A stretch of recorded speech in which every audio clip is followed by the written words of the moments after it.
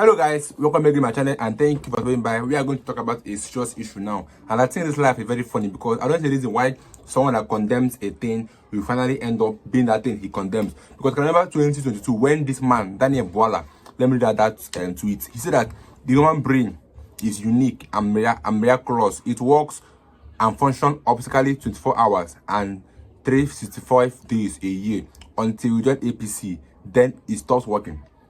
And then he had a video with Seun, which I love that question he was asked. He was asking me direct questions.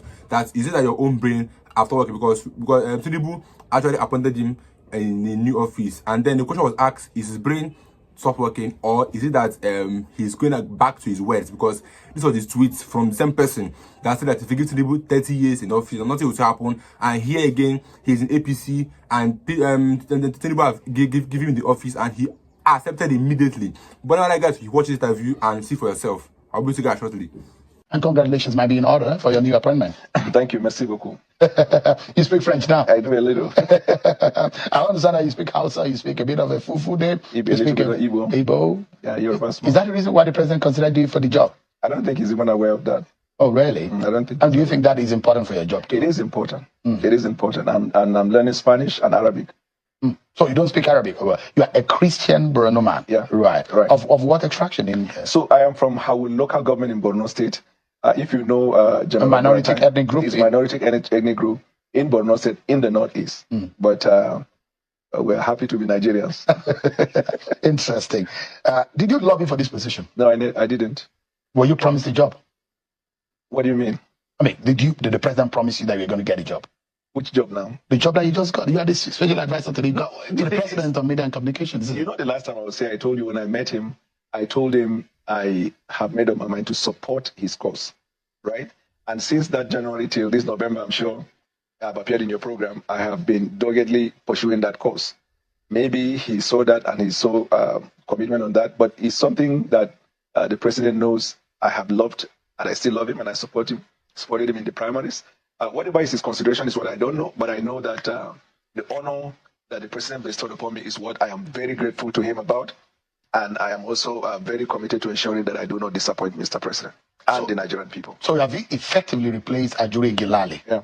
That's your office now? Yes. Because I understand from the presidency that office has not been used since Ajuri left the villa. Yeah, when he was there, I think the nomenclature is Special Advisor on Media and Publicity.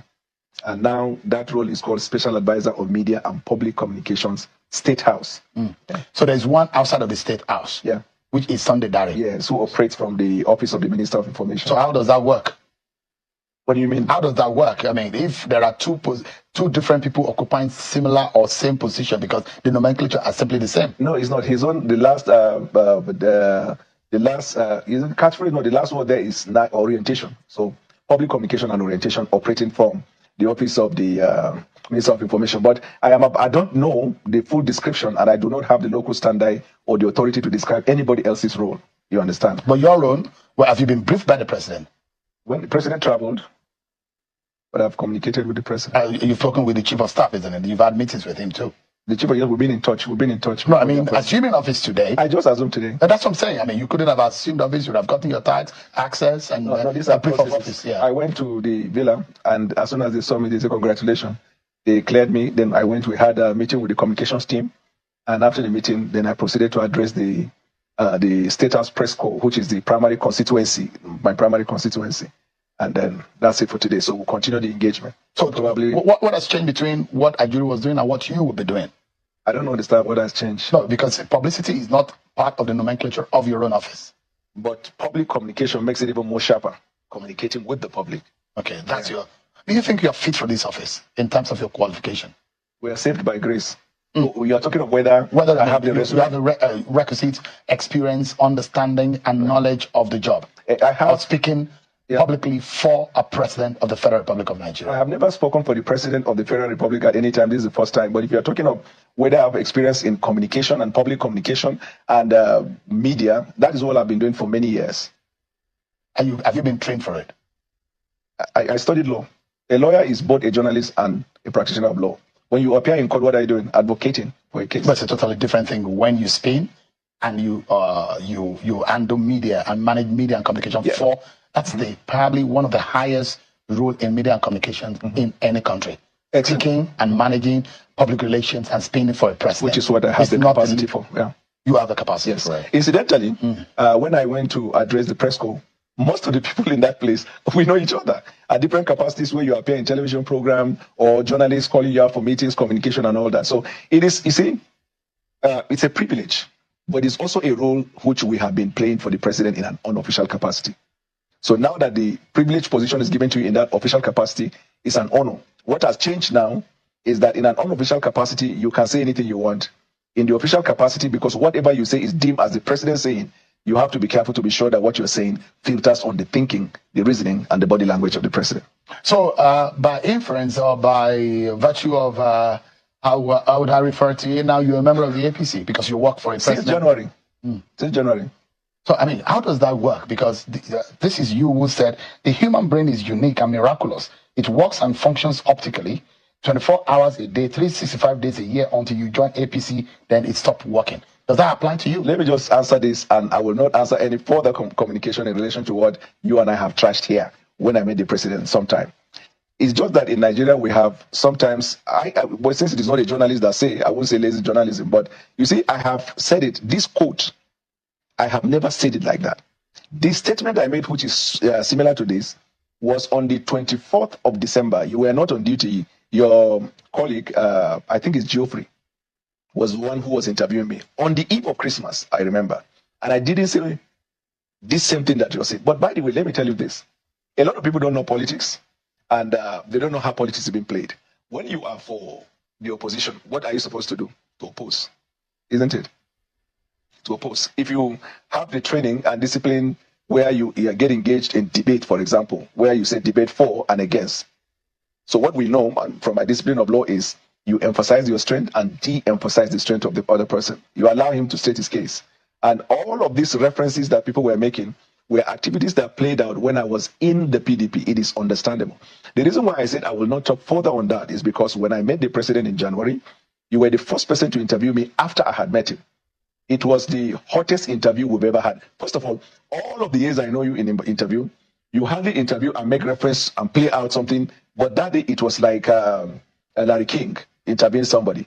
And after that, I went to other TV stations and ensured that, because I don't run away from interview. Now, did they take talk? Now, I will take answer. I've gone to all the places and answered the question. Now, so the president has given us privilege, and there are so much that the president, imagine the visit of the Prime Minister of India. A lot of solid issues to talk about. People are not looking at that. You're looking at Bwala. He said this before against the president. Now, let's assume that it is malaria.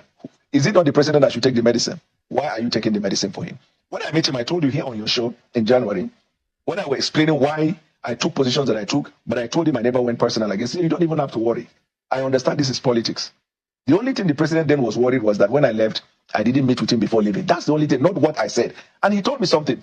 He said, if you look around me now, most of the people that I would meet today were once against me and even, very deep against me. But in life, my mother, this is his word, my mother taught me that the king is going to be fighting with people. You will now become a lonely king without people. And so I have learned that in life and I don't hold it against me. So you are 100% loyal to the president? 100%. Or you were formerly, you said that you were 100% loyal to Atiku? When I was with Atiku, I was 100. So that, I'm like a pit bull, right? When you are committed to someone, you give 100. So I cannot say when I was working for Atiku, I was 90% for Atiku and 10% for Asiwaju. But then what it means that I can't be trusted by both Atiku and Asiwaju, well, I'm meeting with the president. But your loyalty shifted as soon as your perception of things. As soon as the president took one. No, even when he won, I was in PDP actually, up to the judgment of the Supreme Court. So that question of who won, who didn't won was settled. The next thing that everybody was confronted with after that time was governance. And if you recall, I want to refresh your memory, on the 1st, I think, of January, the president gave a speech. And in that speech, he called on all Nigerians from all divide to come together and let us build on governance. So when I got the privilege of being invited by the president to meet him, which many people have sought for and never had, and I count it as a privilege of a lifetime. He's a father, I've been with him before. And he said, I want you to join this idea of governance and the rest. I saw it as a rare opportunity. And I grabbed it with joy. And from then I gave him my 100% commitment. And Seun, you have been around from that January when I made that decision for the president till today. Was there any moment in which I was quiet, silent, redundant? It has always been 100. That's my life. If I believe in a cause, I give so you're not loyalty in 100. But you believe that the president can do the job? I believe the president has a good intention for Nigeria. I believe the president has demonstrated, intrinsic, very strong capacity in facing the problem. You see, problem can be seen by everyone. The capacity to face the problem headlong is something that can only be defined by people who have character. I give you an example. What has been the subject of discussion up till today, after almost 2 years, was the decision the president took. You remember those economic policy decisions. These policy decisions since 1999 were discussed in every administration would plan to do it. Sometimes there will be protests against it. Nobody summoned the courage to do that. When the president came with no money in government, he felt that if we don't take this decision, we're going to be in problem. He took it. So that kind of courage, and even the courage the president exercised in appointing me against all odds. These are some of the things you look at in someone and say, if he's convinced in a cause, he will give himself to it. So a lot to learn from that. And after that decision that he has made with respect to economic reform, what is his disposition? From that time till today, I urge the Nigerian people to be patient. Give me time, we will work this out. That is presidential. And at this time, I wonder how in the midst of this cacophony in the country, where somebody will not feel the need to play his part in ensuring that we save Nigeria from decadence. So the question I'm asking now is whether or not you believe in the presidency of today, because and that's why I started my conversation with you, asking that you are a Christian minority from Borno State. Yes, sir. And you once said the reason why you stopped believing or supporting Bwala Tinubu is because of the Muslim ticket. Yeah. As your philosophy about the Muslim ticket, because nothing seems to have changed. Has it changed now?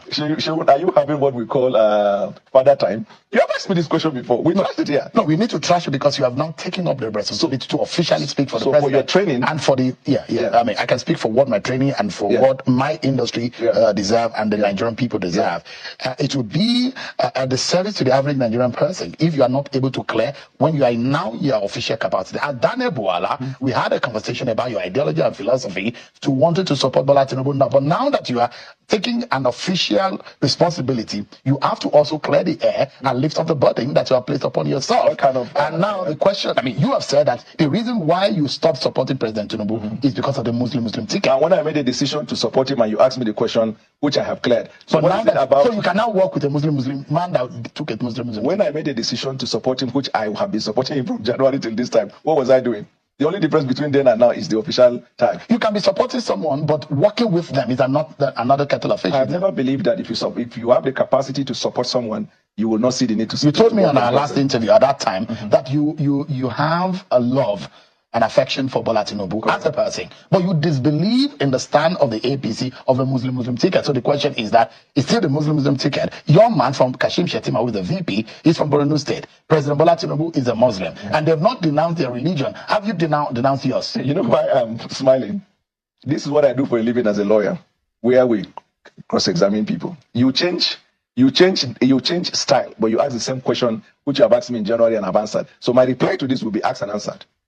No, it has not been answered as of this moment. They are recalling whether I have answered or not. No, the question is that we are in the moment. Your status at the time and now are totally different. So my response do you still believe that a man, a vice president, and a president who are both Muslim of the same religion have the moral standing to run a country? I adopt what I said before as my argument and I rely on it. Are you running away or dodging away from answering the question? No, you see, you have the infrastructure, you have TV, you have the same way you use that time in recalling past. Recall that question you asked and how I answered it. I'm not prepared to give energy to those things that would distract us from what the president has asked us to do. Let me tell you, it's not about Bwala, it's not about people. The minute I start answering questions that were asked and answered, and then it creates chains of question, then I defeat the very purpose of my appointment. I am now talking about myself instead of talking about the administration. That is if these questions are being reinforced over and over again. But this is our first conversation since you assumed office, and which is today. Yes. And I'm asking, because you are in your official capacity, can Nigerians believe you that this Daniel Bwala and what he said some months ago during the campaign, can they believe you when you speak for the president? If you ask this question 100 times till tomorrow morning, my answer will be the same. But what about those who think that you don't have integrity? It is their right. But do you have integrity? It is up to you. No, it's not up to me. You are the one that asked you are in the chair, Mr. Bwala. Do you have integrity to speak for a president whom you heavily criticize and that is not fit for office based on his religious standing on a Muslim ticket? Asked and answered. You have not answered it. No, I've answered it. You've asked me before. You know, I've answered. the reason why that is different is now you are a Nigerian public officer. It doesn't and you change it. speak to the Nigerian people Yes. right now. It's different from you as a private citizen. You have the onus to be able to speak. The onus on you to be able to tell Nigerians truthfully that this is what has changed about you. Is this the same Daniel Bwala that worked with Atiku Abubakar? If I took mango before I became a spokesman, the nutritional value I get from the mango does not change because now I'm a spokesman. Asked and answered. So you don't want to talk about that? Anything that I have answered before, I don't want to regurgitate on that. Even when you said that even if you give Bola Tinubu 30 years, nothing will change. Asked and answered. You're dodging away from the question. I'm not dodging away. You've asked before, I have answered. Are you worried about those who think that it is unfair for someone like you who heavily criticized and they fought you on television and radio, like Ghts Seun on Akwata? And I could play to you some tapes of what you said during the campaign. So you have those tapes, but you don't have the tape of the previous question you asked me, which I've answered. Why would I play a tape of you when you are right here and you can answer the same question? But why are you going to play this one that I said before? Because you are now the special advisor. What is good for the goose is good for the gander. No, I'm a professional in this job. I'm a professional in responding. You are a lawyer. And that makes it even stronger. So the question here is that, Mr. Daniel Bwala, are you able to speak to the fact that there are some of those who have a very difficult time believing and agreeing that you've gotten that job instead of them, and they were the supporters that saw Bola Tinubu winning that election? What would you say to them tonight? That's an opinion. They express their opinion. I can understand their feelings. I can understand their pain.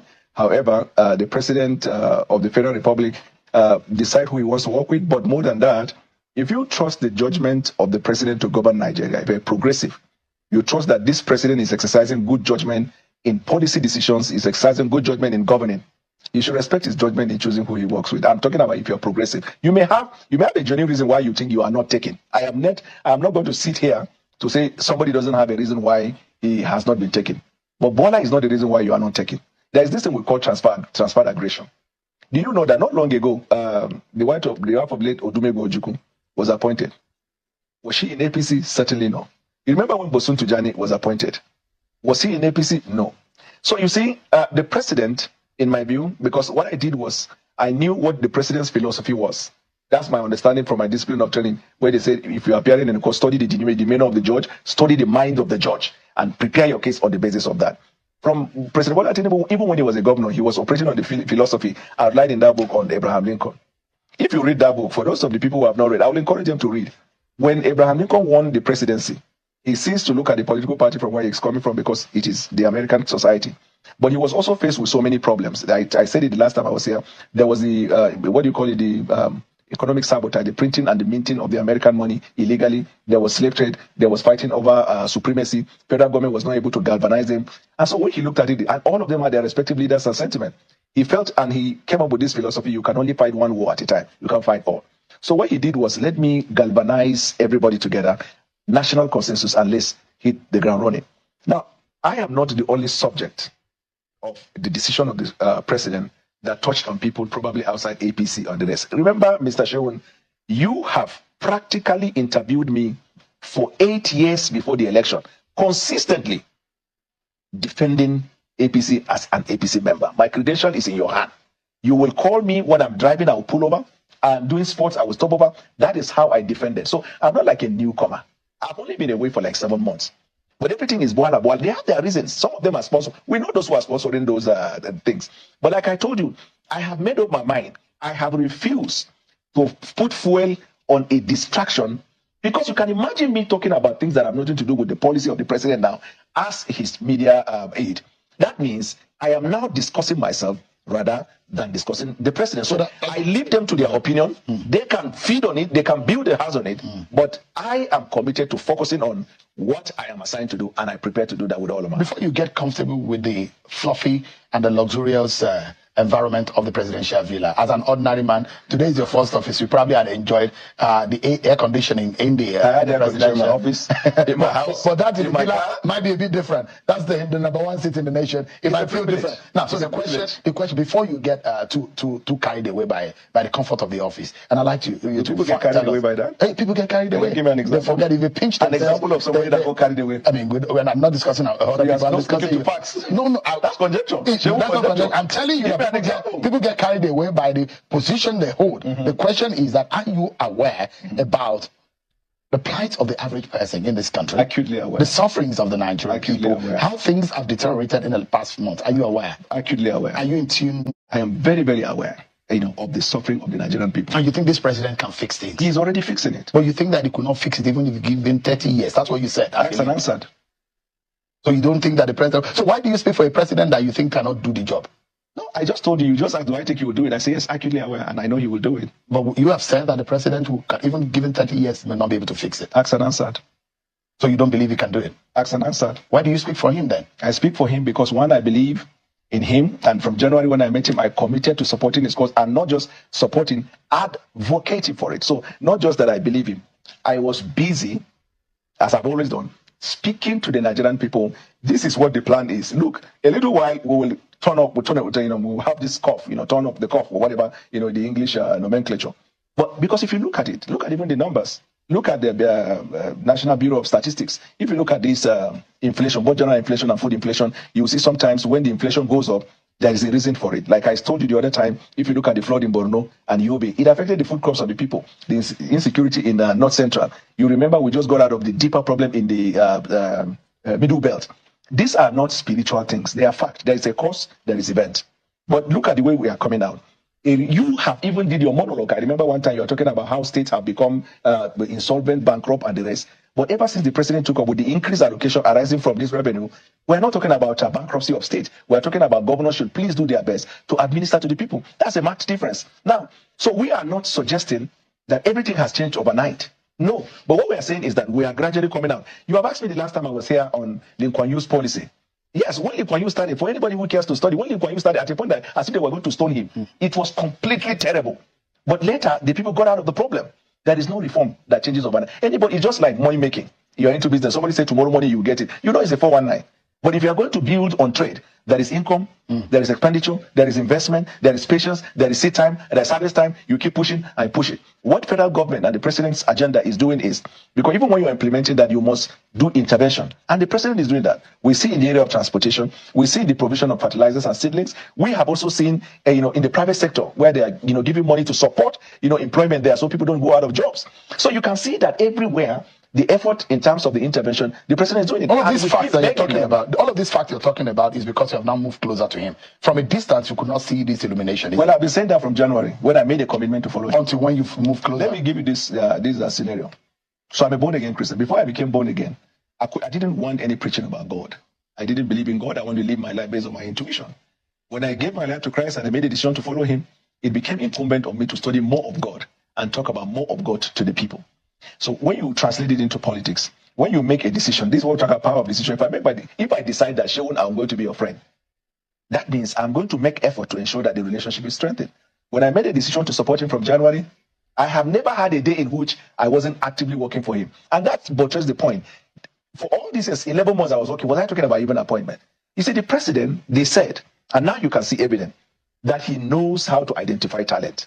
And when it comes to identification of talent, the president does not look at primordial sentiment.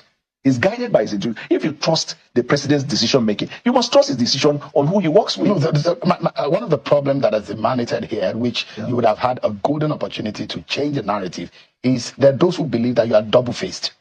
Today you believe in something, tomorrow you believe. And you need to be able to convince them, because you'll be speaking for the number one citizen in the country. You need to, because you are going to be convincing them about the philosophy, the ideology, and the performance of the Bwala government. If you are not believable, let me tell you, let me give you a bit of a schooling, Mr. Bwala. No. You need to hear from the expert. But the question is that concept of schooling. Just remember, apologies if you feel offended. But it's not an offense anyway. But the question is that one of the first things to do is to have a personality that is believable before you can convince people to buy a product. So in public relations, that is very key, believability. So the question is that how much of effort are you making to ensure that you are first believed before you can sell President Tinubu to the nation? Let me answer. I have been believed by a tremendous number of Nigerians. In fact, ever once the idea of the appointment was molded, I have been inundated by calls, listen, even from Labour Party, who said they disagree with us on policy, they disagree, but they think that if this guy carry his gift to put it to work in Asiwaju's government, it will help. Believe is opinion of people. You don't have power to change it. What you have power to is to speak. The man who listens forms opinion. Let me ask you, do you think everybody believes in you as a journalist? Do you think all journalists believe in you? Has that deterred you from doing what you're doing? So this is where you separate between focus and distraction. So you're focused. 100%. So you're born again, Daniel Bwala.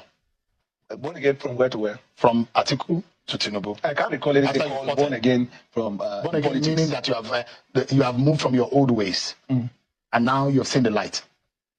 Oh, that's what it means? Yeah. Oh, I'm glad for that. I thought you said that. That's the schooling. I thought you. Yeah, that's the schooling. That's another spiritual schooling that I'm giving you. Oh, you're You need bringing to it to pay politics, right? Yeah. So you are a member of. But I need to pay you. Are you one of those prophets that ask for offering? No, I you don't. said you just I'm gave a giving you schooling. free I asked you consultancy. I'm giving you free schooling, but yet you're not appreciating it. No. You have been running around what we call going around the same cycle. You know what they call roundabout.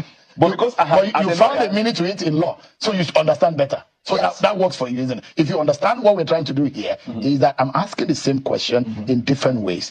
That you have an ideology and has changed. What has changed? That's the question. asked and answered. All right. We thought your cabinet is a cabinet position that you've earned. Happily. So you are going to be the boss to Bayo Onanuga. No. Who is leading the president's comms? Bayo Onanuga is an elder statesman. He is a very brilliant journalist who has had his records, and we're happy he's leading us as a leader. So he's a leader of president's comm. I'm happy for him to lead. I've not been told, but I'm happy for him to lead because he's an elder and we respect him. And he has his own record. He has served Nigeria well. He has a proven record as a journalist. I mean, I can never be drawn into any situation where I will rub shoulder with the man. Yeah, I drove my car for him, yeah. So your job is well cut out in your JD. My own is if you say go and carry that table, I just go and do that's my work. It's not about title. You know, look at Nigeria, Seun. Look at the president and look at the way he's focused on the job. Since he took the oath of office till today, has president ever had a press briefing in which he's fighting anybody or when he's reacting or like somebody who doesn't have emotion? And you know the way the opposition, there's no name he has not been. So what's the difference between your job and that of Bayo Onanuga? I'm not here to define anybody's else's. So don't you know your own JD? My role, I just told you, special advisor on media and public communication. Now, I don't know whether you have a problem with the media or with the public communication. You see what I'm doing here? I don't have a problem with any. I'm just asking for But you know what I'm doing now? clarifications. But you know what I'm doing now? I'm doing my job. If you need clarification, I mean, you can ask Bayo or you can ask the administrative in Bwala. I'm not looking at administration. I'm looking at executing the mandate of the president. I think I can't totally agree that if you join APC, your brain will stop working because this same man there that could not answer some questions. There was the same man that's tweeted two things. That if you give Tinubu 30 years, he's not going to fix anything. If and again, if you join APC, your brain will stop working. And then they ask a simple question: do you have integrity? And he could not answer that because I don't think he has. Integrity means saying something, being held accountable for your words, and then standing by it.